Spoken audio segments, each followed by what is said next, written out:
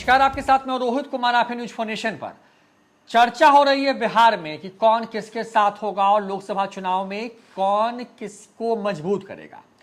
बात तमाम पार्टियों की हो रही है, तो मुकेश सहनी को छोड़ कैसे सकते हैं।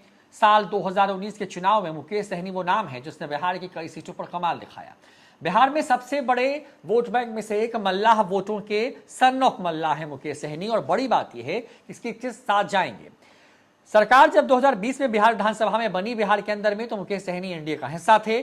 बीजेपी ने अपने हिस्से की सीटें उनको दी थी और मुकेश सहनी 4 सीटों पर जीत करके आया, लेकिन सभी विधायकों को पार्टी ने तोड़ लिया और मुकेश सहनी अकेले रह गए। मुकेश सहनी बिहार में पशुपालन विभाग के मंत्री बनाए गए थे और उनसे वो मंत्री पद भी छीन लिया गया। उसके बाद बिहार में कुछ दिनों के बाद सत्ता का परिवर्तन हो गया, नीतीश कुमार महागठबंधन के साथ चले गए। मुकेश सहनी जो है उनको अंडरस्टिमेट किया गया, या फिर कहें कि उनको नजरअंदाज किया गया। ये सब कुछ हुआ।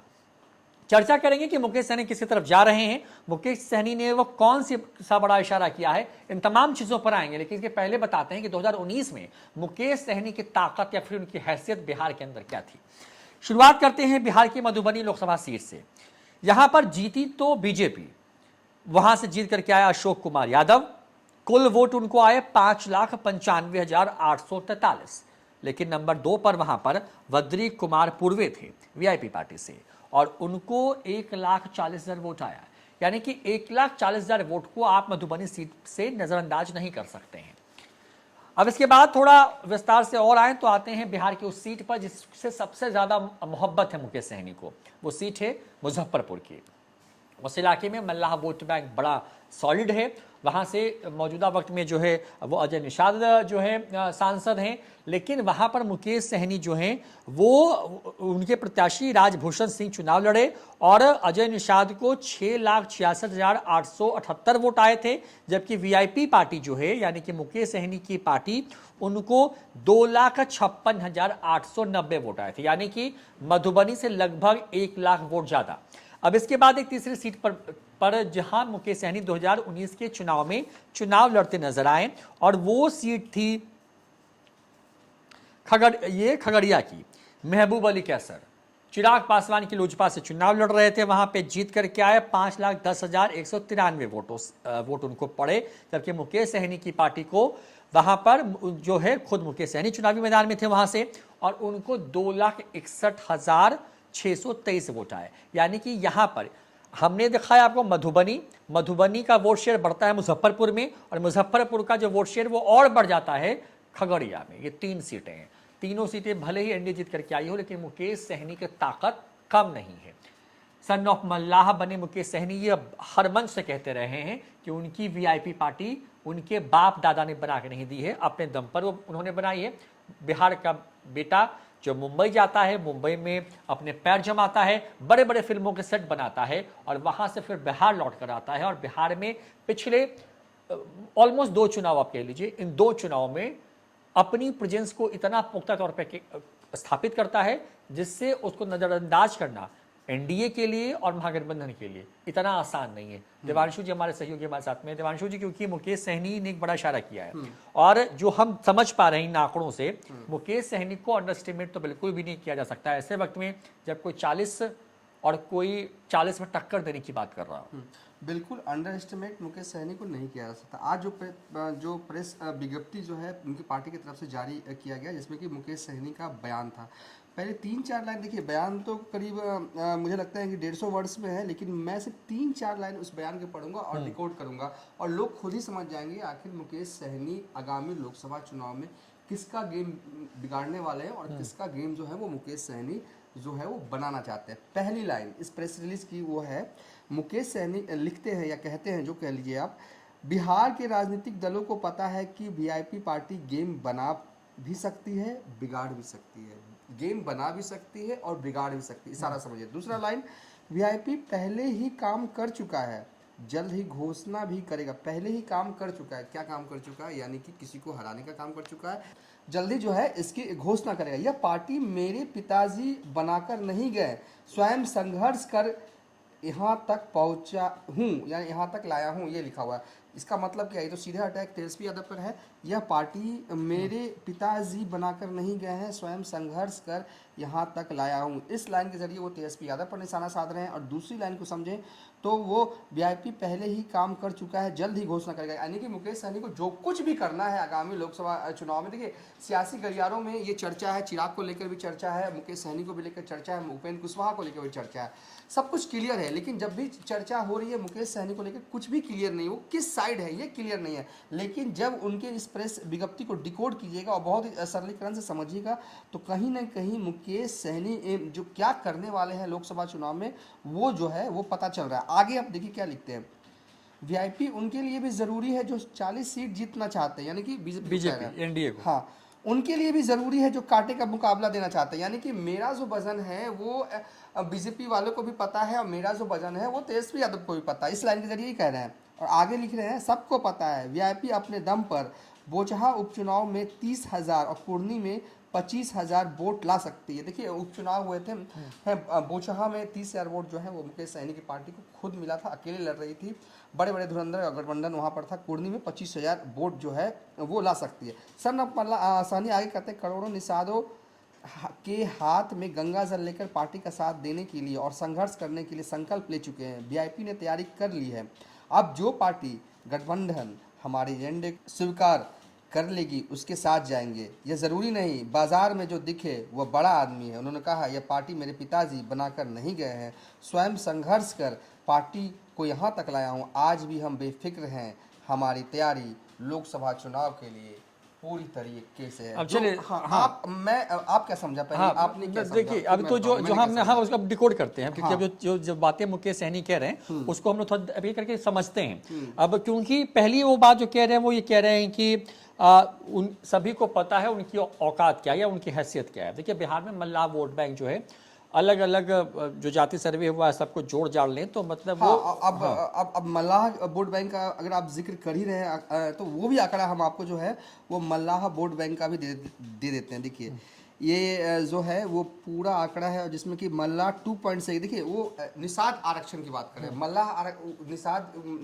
के अंदर आता है। उसके अलावा देखिए नूनिया 1.91, ये भी मल्लाह के अंदर आता है। और तुरहा को भी वो कह रहे हैं कि वो भी निषाद के अंदर आता है, तो वो 0.35 है। उसके अलावा देखिए अच्छी खासी जो आबादी है, मैं वो जो वही कह रहा था देवांशु कि ऑलमोस्ट सब जोड़ जाड़ दें तो 4% करीब करीब हो जाता है, मतलब मोर और लेस। लेकिन बड़ी बात यह है कि बिहार के 70 ऐसी सीटें हैं लोक विधानसभा की, और 70 सीटों का मतलब हो जाता है कि बिहार की करीब करीब 12 लोकसभा की सीटें, उतने पर मुकेश सहनी प्रेजेंस रखते हैं और बड़े सीधे तौर पर रखते हैं। मुजफ्फरपुर सीट ले लीजिए, खगड़िया ले लीजिए, जैसे हमने मधुबनी दिखा, क्योंकि वो सब इलाका ऐसा है जहाँ पे, दरभंगा ले लीजिए, वो ये इलाके, हाँ जहाँ पे पैन पोखर और नदियां हैं और वहाँ पर मल्लाह कम्युनिटी बड़ी है। मुकेश सहनी लगातार यात्रा अपने जो है रथ से निकले, पूरे बिहार भर की यात्रा पर सबको सौगंध दिलवाते चले गंगा जल लेकर के कि आप अपने हक के लिए जो है वो इस बार वोट करिएगा। तो मुकेश सहनी ने कमोवेश अपने लोगों के बीच में अपनी छवि ऐसी बना ली है कि उनकी जाति या उनकी बिरादरी के वो नेता हैं और उनके हक की बात कर रहे हैं। अब क्योंकि पहली लाइन जो है दिवांशु उसमें वो कह रहे हैं, जो उनका बयान है उसमें वो कोट करते हुए कहते हैं कि भाई हम तो जो है हमारा वजन क्या है ये तेजस्वी यादव को भी पता है, यानी कि महागठबंधन को भी पता है, और ये बीजेपी या फिर नीतीश कुमार को भी पता है। तो ये वजन जब पता है तो कौन कैच करेगा? हाँ, और एक दो पॉइंट और मैं यहाँ पे रोहित जी ऐड कर रहा हूँ। जब वो अपनी यात्रा पर थे, गंगा जल की सौगंध कसम खिलवा रहे थे, तो यूपी में भी गए थे, झारखंड में भी गए थे। तेजस्वी यादव की जो यात्रा था जन विश्वास, वो बिहार भर में ही था, लेकिन उनकी यात्रा यूपी और झारखंड तक की गए थे। और मैं जब उनकी यात्रा जब हो रही थी तो उत्तर बिहार के कई इलाकों में गया। एक बात जो मुझे समझ में आई वो मैं यहाँ पे दर्शकों को बताना चाहता हूँ। देखिए मल्लाहों का वोट बैंक मुकेश सहनी के साथ है, इससे इनकार नहीं किया सकता। आप किसी भी मल्लाह के पास जाइएगा, कहेगा मुकेश सहनी, तो कहेगा जिंदाबाद। मुकेश सहनी को नेता मानते हैं, वो कहेगा जिंदाबाद। फिर आप पूछिएगा उसे कि नरेंद्र मोदी, हाँ प्रधानमंत्री हो, नरेंद्र मोदी जिंदाबाद, वो भी नरेंद्र मोदी जिंदाबाद भी है मल्लाहों के बीच में, मुकेश सहनी जिंदाबाद है मल्लाहों के बीच में। तो मेरा कैलकुलेशन ये है कि अगर वो बीजेपी के साथ जाते हैं तो जो उनका वोट परसेंट है, जो मल्लाहों का, निषादों का, वो वोट ट्रांसफर जो है मुकेश सहनी आसानी से करवा सकते हैं एनडीए गठबंधन में। लेकिन अगर महागठबंधन के साइड पर रहते हैं तो थोड़ी मुश्किल आ सकती है मल्लाह, क्योंकि मल्लाह मुकेश सहनी को मानता है, पहचानता है, नेता भी मानता है, लेकिन मानता नरेंद्र मोदी को भी। मैंने ये महसूस किया, कई मल्लाहों के गांव गया था पूर्णिया साइड में, वहां मैंने ये चीज देखा। मतलब मुकेश सहनी के लिए फायदे का सौदा बीजेपी के साथ जानने का हो सकता है, मतलब ये जो डिकोड हम लोग कर पा रहे हैं। हाँ, और मैंने ये बात मुकेश सहनी को कही भी थी कि मैं 2-4 गांव गया था तो और तेजस्वी यादव पे तो आरोप भी लगा चुके हैं एक दौर में,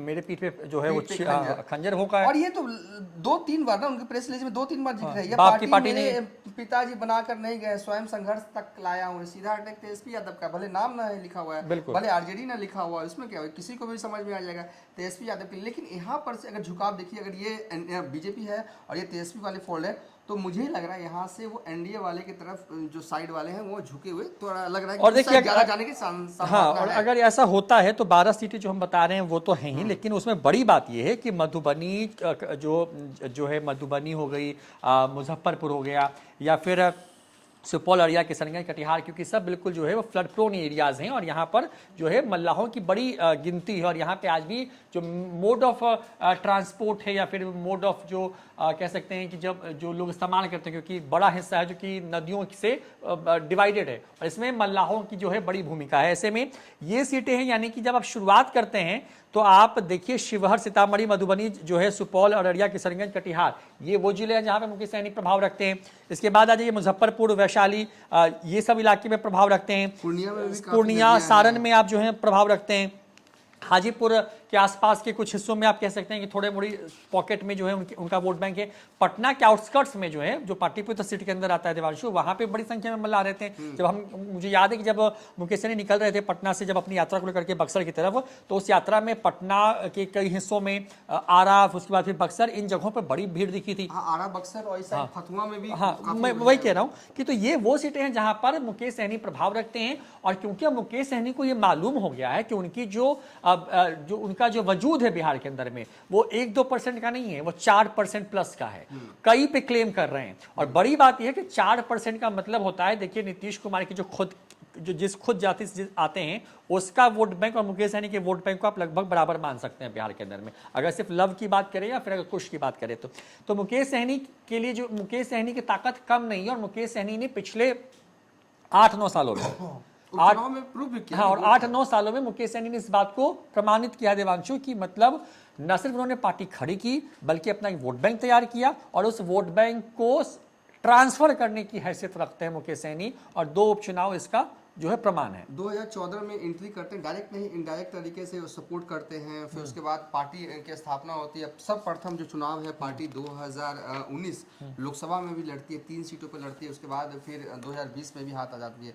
कुल मिलाकर कहें तो मुकेश सहनी, मुझे यहाँ से लग रहा कि वो इस प्रेस रिलीज के जरिए तेजस्वी यादव पर निशाना जो है वो साध रहे हैं। एक चीज़ और फाइनल मैं यहाँ पे बोलना चाहूँगा, जब जो है नीतीश कुमार महागठबंधन में गए थे तो बिहार की छोटी छोटी राजनीतिक दल हैं वो इधर से उधर कुछ हुए थे, ठीक है।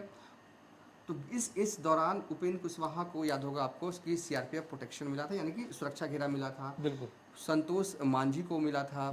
और एक नेता मुकेश सहनी, तो वो ना उस समय, अभी भी नहीं है ना एनडीए में है ना महागठबंधन में, लेकिन उन्हें भी सीआरपीएफ ये कवर जो है वो मिला था आज भी। तब लोग कहते थे कि मुकेश सहनी जो है वो एनडीए की तरफ जाएंगे और ये रिवार्ड के तौर पर ये केंद्र सरकार से मिला है, पहले ही मिल गया। हाँ, आज भी सीआरपीएफ कमांडो जो हैं वो उनके इर्द गिर्द रहते हैं, वो सुरक्षा घेरा जो है वो मिला हुआ है। तो कहा जा रहा था कि ये हो सकता है कि उस वक्त से भी चर्चा था कि ये एनडीए में ही जाएंगे, और आज जिस तरीके से मुझे यहाँ से लग रहा हो सकता है कि एनडीए में ही लेकिन मेरा जो आखिरी लेकिन वाला सवाल है कि लेकिन की सीटें कितनी मिलेंगी? सीटें ये देखिए अभी तस्वीर, क्योंकि एनडीए फोल्ड में पूरा पैक है एकदम, इतने सारे दल हैं, 40 सीटें हो सकता है। लेकिन मुकेश सहनी के पास एक अच्छी बात ये है ना कि इनकी पार्टी यूपी में भी चुनाव लड़ चुकी है और यूपी में, झारखंड में भी इनका संगठन है, तो हो सकता है कि कहीं एडजस्ट किया जा सकता है। देखिए मैं बार बार यही कहता हूँ कि मोदी को ही पीएम बनना है फिर से, वो उनके पास देने के लिए सहयोगियों को बहुत कुछ है, मुकेश सहनी को भी बहुत कुछ दे सकते हैं, लेकिन इधर महागठबंधन वाले साइड में राहुल गांधी या तेजस्वी यादव क्या दे देंगे मुकेश सहनी को? ज़्यादा सीटें ज़्यादा दे सकते हैं, इसके अलावा नहीं, लेकिन नरेंद्र मोदी सीटों के अलावा भी बहुत कुछ दे सकते हैं। चलिए, ये हमने मुकेश सहनी के उस बयान को डिकोड किया है जो उनका आज आया है। लंबे अरसे से चुप हैं, खामोश हैं, लेकिन एक प्रेस नोट के सहारे मुकेश सहनी ने इशारा कर जो है वो कर दिया है। अब बड़ी बात यह है कि मुकेश सहनी से, क्योंकि ऑफ द बीट जो बात हुई है उनके करीबी लोगों से, खुद मुकेश सहनी से, वो कह रहे हैं कि आने वाले जो कुछ दिन हैं, यानी कि 2-4 दिन, वो बहुत महत्वपूर्ण होने वाले हैं और उसमें वो बड़ा फैसला ले सकते हैं। कहने के लिए भले ही मुकेश सहनी एनडीए से अलग हों या फिर एनडीए से दूर नजर आते हों, लेकिन उनके बयानों से ऐसा लगता है कि मुकेश सहनी के दिल में आज भी एनडीए के लिए एक एज है, और उस एज को अगर हम डिकोड कर पा रहे हैं तो इसका मतलब है, ये समझिए कि आने वाले वक्त में मुकेश सहनी जो है प्रधानमंत्री मोदी के ताकत के तौर पर नजर आ सकते हैं, और बिहार में जो है उनका इस्तेमाल भरपूर तरीके से जो है बीजेपी और खास करके जो एनडीए वो कर सकती है। और कहीं ना कहीं तेजस्वी यादव पर जिस तरीके का हमला उनके इन बयानों में नजर आता है, उससे साफ जाहिर हो रहा है कि मुकेश सहनी ने एक तरीके से मन बना लिया है कि उनको फैसला क्या करना है। फिलहाल इस खबर में इतना ही। देखते हैं न्यूज़ फॉर नेशन। नमस्कार।